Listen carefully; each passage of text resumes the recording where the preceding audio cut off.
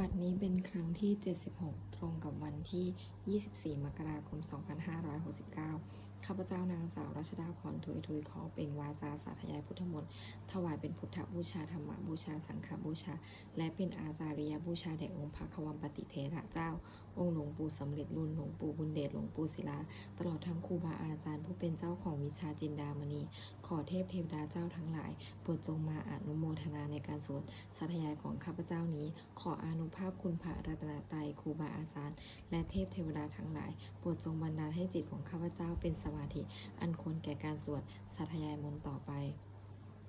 บทสวดชุมนุมเทวดา สามันตาจักวาเลสุอันตราคัจฉันตุเทวตาสัทธรรมังโมนิราชาสาสุนันตุสาขะโมคาทังสักเขกาเมจารุเปคิริสิขาราตเถจันตาริเขวิมานิทีเปรเถจาคามิตารุวานาคาหานิเคหะวัตถุมหิเขเตภูมาจายันตุเทวาชาราธาระวิสเมยะคาคันทัพพานาคาติทันตาสันติเกยังมุนิวาราวาจานังสาทวเมสุนันตุธรรมสวนาการโรอยัมพทันตาธรรมสวนาการโรอายัมพทันตาธรรมสวนาการโรอายัมพทันตาบทสวดนามาการาสิทธิคาถานะโมตัสสะภะคะวะโตอะระหะโตสัมมาสัมพุทธัสสะนะโมตัสสะภะคะวะโตอะระหะโตสัมมาสัมพุทธัสสะนะโมตัสสะภะคะวะโตอะระหะโตสัมมาสัมพุทธัสสะบทสวดสัจจกิริยาคาถานัตถิเมสรนังอัญญังพุทโธเมสรนังวรังเอเตนะสัจจวเชนะสนทิเมโหตุสัพพทานัตถิเมสรนังอัญญังธัมโมเมสรนังวรังเอเตนะสัจจวเชนะโสติเมโหตุสัพพทานัตถิเมสรนังอัญญังสังโฆเมสรนังวรังเอเตนะสัจจวเชนะโสติเมโหตุสัพพทาบทสวดมหาการุณิโกนาโถติอาทิกาคาถามหาการุณิโกนาโถอัฏฐายะสัพพปานินังปุริตวาปารมีสปะปโตสัมโพธิมุตตมะเอเตนะสัจจวเชนะมาหนตุสัพพุปัทถวามหาการุณิโกนาโถหิตายะสัพพปานินังปุริตวาปารมีสปะปโตสัมโพธิมุตตมะเอเตนะสัจจวเชนะมาหนตุสัพพุปัทถวามหาการุณิโกนาโถสุขายะสัพพปานินังปุริตวาปารมีสปะปโตสัมโพธิมุตตมะเอเตนะสัจจวเชนะมาหนตุสัพพุปัทถวาบทสวดมหาสมัยสูตรเอวัมเมสุตังเอกังสัมมายังภควาสเกสุวิหารติกัปปิลาวัตถุสมิงมหาวเนมหาตาภิกขุสังเคนะสัตถิงปัญจมาเตหิภิกขุสัตเตหิสัพเพหิวะอรหันเตหิทัสสหิจารุกาธาตุหิเทวตายิปุเยนะสันนิปติตาโหนติภควันตังทัสสนายะภิกขุสังคัญจะอาราโคจตุนังสุทาวาสกายิกานังเทวานาเอตตาโหสิอายังโขภควาสเกสุวิหารติกับปิลาวัตถุสมิงมหาวเนมหาตาภิกขุสังเคนะสัทถิงปัญจมาเตหิภิกขุสัตเตหิสัพเพหิวะอรหันเตหิทัสสหิจโลกาธาตุหิเทวตาเยปุเยนะสันนิปติตาโหนติภควันตังทัสสนายะภิกขุสังคัญจะยานุนามะยัมปิเยนะภควาเตนุปสังกะเมยมะอุปสังกมิตวะภควโตสันติเกปัจเจกคาถาภาเสยมาติอาทโกตาเทวตาเสยทัปปินามะภราปุริโสสัมมัญชิตังวาปะหังปัสสาเลยะปัสสาลิตังวาปะหังสมิเชยะเชยะเอวะมีวะสุทาเวเสสุเทเวสุอันตาราหิตาภควโตปุระโตปาตุระหังสุอาราโกตาเทวตาภควันตังอภิวาเทตาวะเอกามันตังอหังสุเอกามันตังทิตาโคเอกาเทวตาภควโตสันติเกเอมังคาทังอาภาสิมหาสมายุปวานาสมิเทวกายาสมาคตาอาคตมหาอิมังธรรมสมัยังทักิตาเยวะอปาราสิตสังคันติอาราโกตาอปาราเทวตาภควโตสันติเกมังกะทังอภาสิตตาราภิกขโวสัมมาราหังสุจิตังอัตโนอุชุขมังกังสุสาราธิวะเนตานิคาหิตวะอิทิยานิรักขันติปันทิตาติอาราโกอปาราเทวตาภควโตสันติเกมังกะทังอภาสิเชตวาคีรังเชตวาปารีคังอินทาคีรังโอหัจจามะเมชาเตจารันติสุทาวิมาลาจักขุมาตาสุทันตาสุสุนาคาติอาราโกอปาราเทวตาภควโตสันติเกมังกะทังอภาสิเยกิจิพุทธังสารนังคาตาเสนาเตคามิสันติอปายะภูมิปหายามนุสังเทหังเทวกายังปริปุเรสันติติอาราโกภควาภิกขุอามันเตสีเยปุเยนะภิกขเวทัสสสุโลกธาตุสุเทวตาสันนิปติตาโหนติตถาคตังทัสสนายะภิกขุสังคัญจะเยปิเตภิกขเวอเหสุอติตามัทธานังอรหันตุสัมมาสัมพุทธาเตสัมปิภควันตานาเอตปรามายวะเทวตาสันนิปติตาเหสุสยทัพปิมหังเอตาระหิเยปิเตภิกขเวภวิสันติอนาคตามัทธานังอรหันตุสัมมาสัมพุทธาเตสัมปิภควันตานาเอตปรามายวะเทวตาสันนิปติตาภวิสันติสยทัพปิไมหังเอตาระหิอจิกิสมิภิกขเวเทวกายานังนามานิกิตายิสมิภิกขเวเทวกายานังนามานิเทศิสมิภิกขเวเทวกายานังนามานิตังสุทัทธะสาธุกรรมมนาสิกาโลทัพพาสิสเมติเอวัมเพนติติโคภิกขุภควโตปัจจสสงภควะเอตทาวจา สิโลกัมมานุกัสสามิยะถาภุมาตาทัสสิตาเยสิตาคิริคพะลังปะหิตตาสัมมาหิตาปุถุสีหาวาสาลีนาโลมาหัสสามิโนโอทาตามานาสาสุทาวิปัสสนะมานาวิลาพิญโยปัญจสเตยตวาววเนกปิลาวัทเวตโตอมันตยิสถาสาวเกสาสเนระเตเทวกายาอภินกตาเตวิชานาถาภิกโวเตจะอัตตปมังกลุสุตวาพุทธศาสนังเตสัมปตุระหุญานังอมนุสานาทัสสนังอเปเกสตามาทักคุงสหัสสังอาทัสสตลิสตังเอเกสหัสสนังอมนุสานามาทัสโสอเปเกนันตมาทักคุงทิสาสภาพุทธะอหุงตันจัสัมพังอภิญญายะววคิตตวานาจักขุมาตโตอมันตยิสถาสาวเกสาสเนระเตเทวกายาอภินกตาเตวิชานาถาภิกโวเยวหังกิตายิสามิคิราหิอนุปุปโสสตัสสหัสสาววายคาคุมากับปิลาวัฏวะอิทิมันโตชติมันโตวันวันโตยัสสิโนมุธรรมนะภิกขุภิกขุสมิติวนะชัสสหัสสาเหมาวตายะขานานาตวันิโนอิทิมันโตชติมันโตวันวันโตยัสสิโนมุธรรมนะภิกขุภิกขุนังสมิติวนังสตากิลาติสหัสสายะขานานาตวันิโนอิทิมันโตชติมันโตวันวันโตยัสสิโนมุธรรมนะภิกขุภิกขุนังสมิติวนังอิเจเตโสลัสสหัสสายะขานานาตวันิโนอิทิมันโตชติมันโตวันวันโตยัสสิโนมุธรรมนะภิกขุภิกขุนังสมิติวนังมิสามิตาบัญจสตายาค่ะนานาตวานิโนอิทิมันโตชุติมันโตวันวันโตยัสสิโนมุธรรมนาภิกมุภิกุณังสามีติวนังกุมพิโรราชาคาหิโกเวปุลสานิเวสานังพิญโยนังสัตตาสหัสสังยะขานังปยิรูปัสสติกุมพิโรราชาคาหิโกโสปะคาสามีติมนัง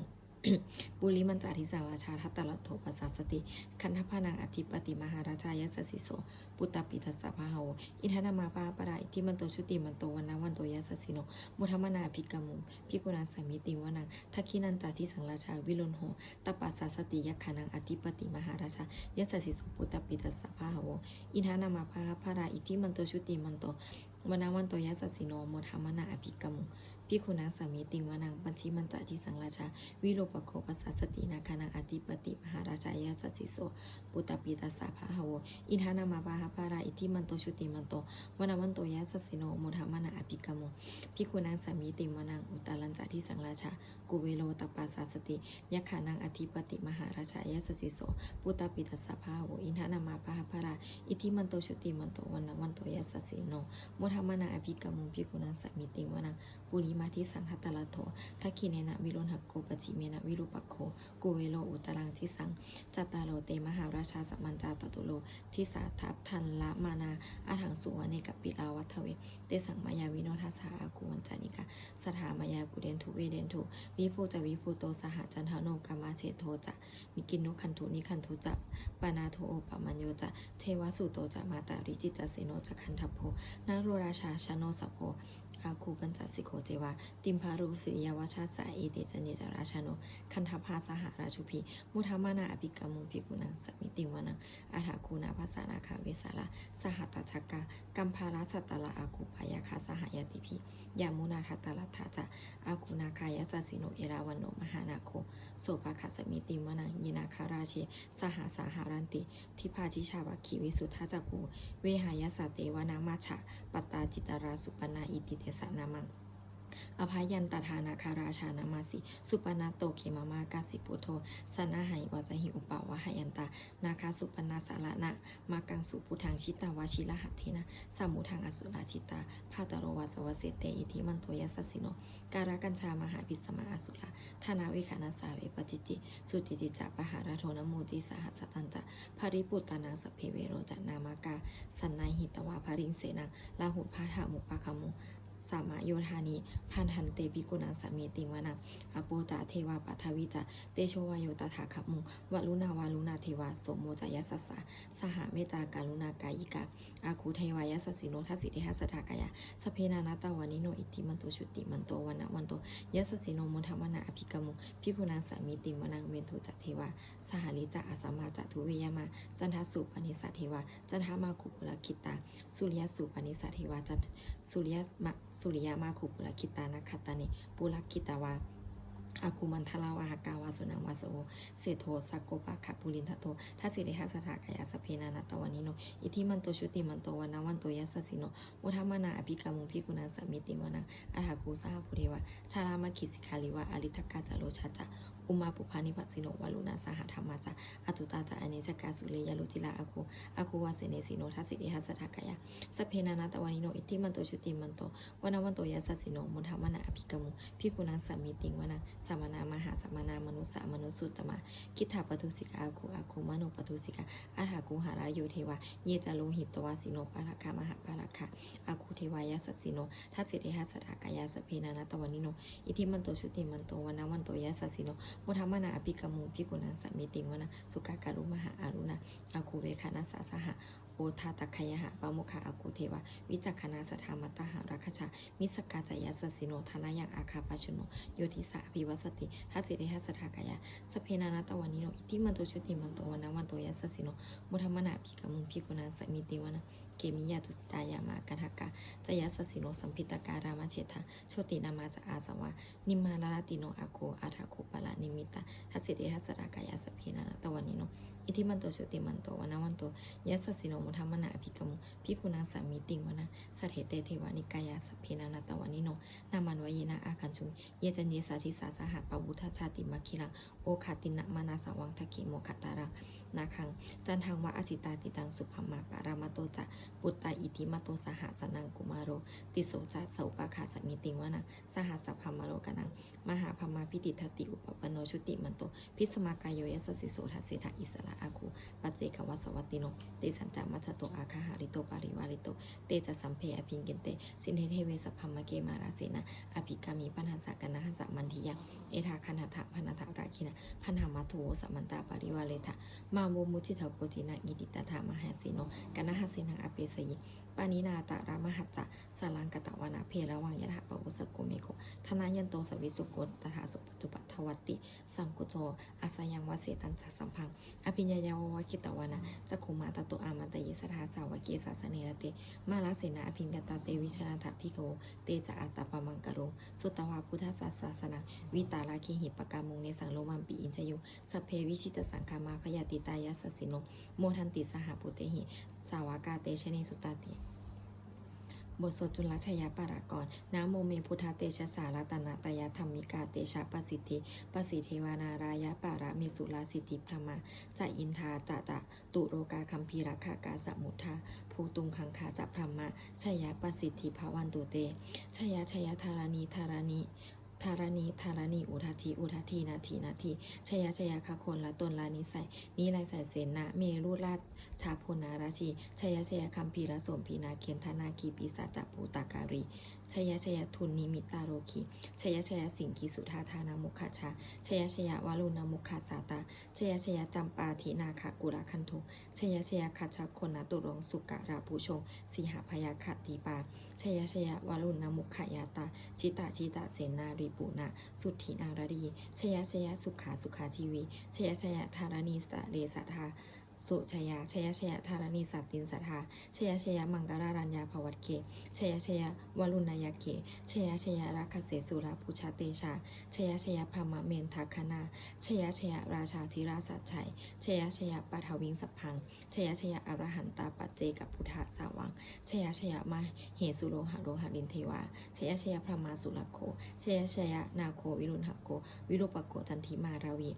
อินโทจะเวนาเตโยจะกุเวโรวะลุโนปิจะอัตขิวายโยจะปาชุนโหกุมาโรทัตตารัตถโกอัฏฐราสะมหาเทวาสิทธิตาปัสสะอาทายโยอิสิโนสาวากาสัพพาชยะราโมภาวันตุเตชยะธัมโมจะสังโฆจะทัสสะปาโรจะชยกังเอเตนะชยะเตเชนะชยะโสติภาวันตุเตเอเตนะพุทธเตเชนะโหตุเตชยะมังคารังชโยปิพุทธัสสะสิริมาโตอายังมารัสสะจะปาปิมาโตปาราชโยโคสยังปุถิมันเถปโมทิตา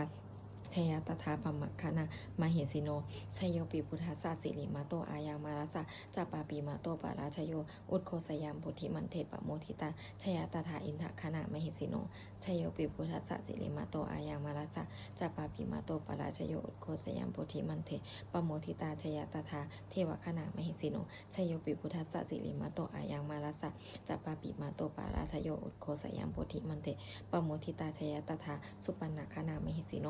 ชยโยปิพุทธัสสะสิริมาโตอายังมารัสสะจัปปาปิมาโตปาราชโยอุทโคสยามโพธิมันเถปโมทิตาชยตถานาคาคานามเหสิโนชยโยปิพุทธัสสะสิริมาโตอายังมารัสสะจัปปาปิมาโตปาราชโยอุทโคสยามโพธิมันเถปโมทิตาชยตถาสัพพมะคานามเหสิโนชยันโตภูเรโพธิยามูเลสกยานังนันทิวัฒโนเอวังตาวังวิเศษโหหิชยสุชยมังคะเรอปาราชิตาปาลังเกสิเสปทาวิโปคะเรอภิเศกเกสัพพพุทธานังอาคปตโตปโมทัตติสุนัคตังสุมังคารังสุปภาตังสุโหติตังสุขโนสุมุโหโตจาสุยิหังพระมาจาริสุปทักขินังกายกัมมังวัจกัมมังปทักขินังปทักขินังมโนกัมมังปณิทิเตปทักขินังปทักขินานิกตวานาราพันตันเตปทักขิเนเตอัฏฐารัฐาสุกิดาวิรุณหาพุทธศาสเน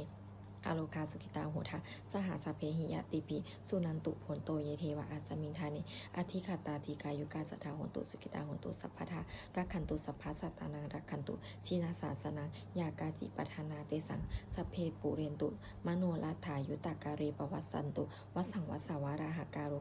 โลคาจุปัทวาเตสังนิวาเรนตุจาสัมภทากายาสุขังจิตตสุขังอรหันตุยะถาระหังบทสวดธรรมนิยามาสุตังเอวเมสุตังเอกังสัมมายังภควาสาวัติยังวิหารติเชตาวาเนอานากปินทิกัสสะอาราเมตัตตาราโกภควาภิกขุอามันติสิภิกขวติพระทันติติเตภิกขุภควตุปัจจสสมภควาเอตทาวโวจะอุปาทาวาภิกขเวตถาคตานังอนุปทาวาตถาคตานังทิตาวาสาธาตุธรรมทิตตาธรรมนิยามตาสเพสังขาราอนิจจติตังตถาคโตอภิสัมพุจติอภิสเมติอภิสัมพุจิตวะอภิสเมตวะอาจิคติเทเสติปัญญาเปติปัฏฐาเปติวิวารติวิภาชติอุตตานีกโรติสเพสังขาราอนิจจติอุปาทาวาภิกขเวตถาคตานังอนุปทาวาตถาคตานังทิตาวาสาธาตุธรรมทิตตาธรรมนิยามตาสเพสังขาราทุกขติตังตถาคโตอภิสัมพุจติอภิสเมติอภิสัมพุจิตวะอภิสเมตวะอาจิคติเทเสติปัญญาเปติปัฏฐาเปติวิวารติวิภาชติอุตานีกโรติสเพสังขาราทุกขติอุปาทาวาภิกขเวตถาคตานังอนุปทาวาตถาคตานังทิตาวาสาธาตุธรรมทิตตาธรรมนิยามตาสเพธรรมาอนัตตติตั้งตถาคโตอภิสัมพุจติอภิสเมติอภิสัมพุจิตวะอภิสเมตวะอาจิคติเทเสติปัญญาเปติปัฏฐาเปติวิวารติวิภาชติอุตตานิกโรติสัพเพสัมมาอนัตตติอิทัมมโวจะภควาอัตตมานาเตภิกขุภควาโตภาสิตังอภินันทุนติบทสวดพัทเถกรัตตคาถาอาติตังนานาวะขะเมยานะปฏิกังเขอนาคตังบุคคลไม่ควรตามคิดถึงสิ่งที่ล่วงไปแล้วด้วยอาลัยและไม่พึงพะวงถึงสิ่งที่ยังไม่มาถึงยะถาติตัมปะหินันตังอัปปานันจะอนาคตังสิ่งเป็นอดีตก็รับไปแล้วสิ่งเป็นอนาคตก็ยังไม่มาปัจจุบันนันจะโยธรรมังตถาตถาวิปัสสติอสังหิรังอสังกุปังตังวิธามมานุภารุหเยผู้ใดเห็นธรรมอันเกิดขึ้นเฉพาะหน้าในที่นั้นๆอย่างแจ่มแจ้งไม่งอนแงนคอนแคนเขาควรเพาะปลูกอาการเช่นนั้นไว้อาชีวกิจจมาตาปังโกชัญญามารนางสุเวความเพียรเป็นกิจที่ต้องทำวันนี้ใครจะรู้ความตายแม้พรุ่งนี้นาหิโนสังขารันเตนะมหาเสนนามาจุนะเพราะการผัดเพี้ยนต่อมาจุราซึ่งมีเสนามากย่อมไม่มีสำหรับเราเอวังมิหาริมาตาปิงอโหรัตตามาตันทิตังเวปเทกราโตติสันโตอาจิคเตมุนีผู้สงบย่อมกล่าวเรียกผู้มีความเพียรอยู่เช่นนั้นไม่เกียจคร้านทั้งกลางวันกลางคืนว่าผู้เป็นอยู่แม้เพียงราตรีเดียวก็น่าชมบทสวดธรรมสังเว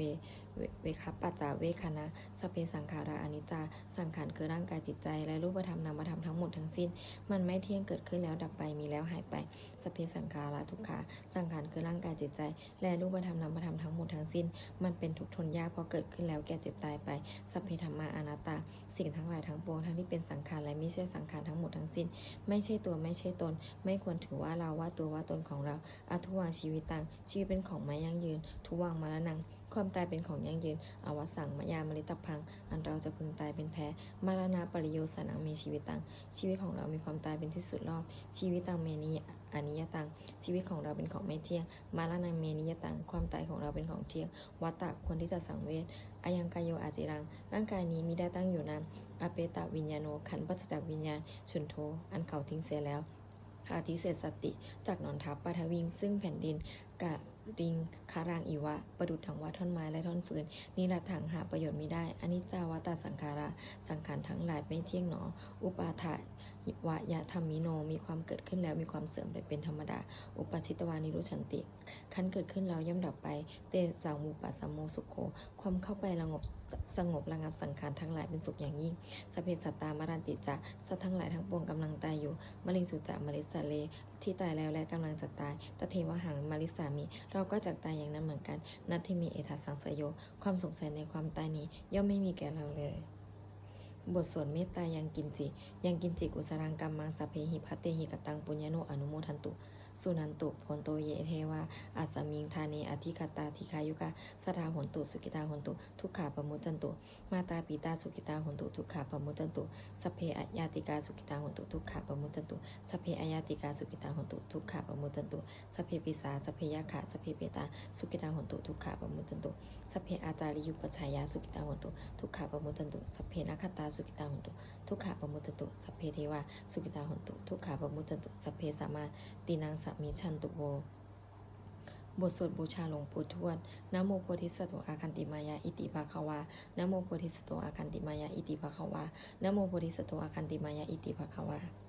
บทสวดปฏิทานาคาถายาเทวตาสันติวิหาราวาสินีทุเปคาเรโพธิคาเรตาหิงตาธรรมมาทาเนนะภวันตุปูชิตาโสทิงกโรนเตทะวิหารามันทะเรเทราจามาชานาวกาจพิกโวสารามิกาธานาปฏิอุปาสกขามาจเทสานิคามาจอิสลาสัมปานาภูตาสุกิตาภวัตตุเตชลาปุชายเยปิจันทาสัมภวะสังเสทาชาตาอัทโวปปาติกานิญานิกังธรรมวรามปกิจเตสัมเพปิทุขัสสะกโรนตุสังขยังทัตุจีรังสตังธรรมโมธรรมทาราจปุคาราสังโฆโหตุสมัคโควะอัฏฐายาจะหิตายาจะอามหิราคาตุสัทธโมสัพเพปิธรรมจาริโนวุทิงสัมปะปุเนยามะธรรมีอริยปเวทิเตปัสสนาโหตุสัพเพปิปานิโนพุทธศาสเนสัมมาทารังปเวชันโตกาเรเทโวปวัสสตุวุธิภาวายาสัตตานังสมิทางเนตุเมธานิงมาตาปิตาจตราชังนิจังรักขันติปุตตะกังเอวังธรรมีนะราชโนปะชังรักขันตุสัพพทาบทสวดเทวตาอุโยชนาคาถาทุกขปัตตาจนิทุกขพยาปัตตาจนิพยาโสกปัตตาจนิโสกังโหตุสัพเพปิปานิโนเอตาวตาจามีสัมปตังปุญญสัมปตังสัพเพเทวานุโมทันตุสัมภาสัมปติสิทธิยาทานังทาทันตุสัทธายาสีลังรักขันตุสัพพทาภาวนาภาริตาโหตุขัจฉันตุเทวตาคัตตาบทสวดสุมังคาราคาถาโหตุสัพพังสุมังคารารักขันตุสัพพเทวตาสัพพพุทธานุภาเวนะโสติโหตุนิรันตรังโหตุสัพพังสุมังคารารักขันตุสัพพเทวตาสัพพธรรมานุภาเวนะโสติโหตุนิรันตรังโหตุสัพพังสุมังคารารักขันตุสัพพเทวตาสัพพสังฆานุภาเวนะโสติโหตุนิรันตรังสัพเพพุทธาภารปัตตาปเจกานันจะยังพลังอรหันตานันจะเตชินารักขังพระมิสัพพโสสัพเพพุทธาภารปัตตาปเจกานันจะยังพลังอรหันตานันจะเตชินารักขังพระมิสัพพโสสัพเพพุทธาภารปัตตาปเจกานันจะยังพลังอรหันตานันจะเตชินารักขังพระมิสัพพโสสัพเพพุทธาภารปัตตาปเจกานันจะยังพลังอรหันตานันจะเตชินารักขังพระมิสัพพโสสัพเพพุทธาภารปัตตาปเจกานันจะยังพลังอรหันตานันจะเตชินารักขังพระมิสัพพโสสัพเพพุทธาภารปัตตาปเจกานันจะยังพลังอรหันตานันจะเตชินารักขังพระมิสัพพโสสัพเพพุทธาภารปัตตาปเจกานันจะยังพลังอรหันตานันจะเตชินารักขังพระมิสัพพโสสัพเพพุทธาภารปัตตาปเจกานันจะยังพลังอรหันตานันจะเตชินารักขังพระมิสัพพโสสัพเพพุทธาภารปัตตาปเจกานันกานันจะยังพลังอรหันตานันจะเตชินารักขังพระมิสัพพโสด้วยอำนาจแห่งบุญกุศลที่ข้าพเจ้าได้สวดสาธยายพระพุทธมนต์นี้ข้าพเจ้าขอน้อมเกล้าอุทิศถวายเป็นพระราชกุศลแด่สมเด็จพระนางเจ้าสิริกิติ์พระบรมราชินีนาถพระบรมราชชนนีพันปีหลวงผู้เสด็จสู่สวรรคาลัยขออานิสงส์แห่งบุญกุศลนี้จงเป็นสัพพสิริมงคลแก่ข้าพเจ้าให้แคล้วคลาดปลอดภัยจากทุกข์โศกโรคภัยอันตรายทั้งปวงให้มีแหล่งรายได้อันสุจริตมั่นคงเป็นสัมมาอาชีพอันชอบธรรมคำว่าไม่มีอดอยากยากจนขออย่าได้มีแก่ข้าพเจ้าขอให้ข้าพเจ้ามีสัมมาทิฏฐิ ตั้งมั่นในพระธรรมคำสอนแห่งองค์สมเด็จพระสัมมาสัมพุทธเจ้าดำรงอยู่ในความดีงามตลอดกาลนานอีกทั้งขอเทพเทวดาทั้งหลายผู้ได้อนุโมทนาสาธุการในบุญกุศลนี้โปรดประสิทธิ์ประสาทพร้อมน้อมส่งอนุภาพแห่งมงคลไปสู่วัตถุมงคลพระปิตายอดเศรษฐีทั้งฝ่ายไทยและฝ่ายลาวรวมถึงวัตถุมงคลทั้งปวงที่สามสิ่งอมฤตได้จัดสร้างขึ้นให้เปี่ยมด้วยพุทธานุภาพเทวานุภาพและฤทธานุภาพอันศักดิ์สิทธิ์อำนวยผลให้เป็นสิริมงคลแก่ผู้ครอบครองและบูชาทุกกันเถิด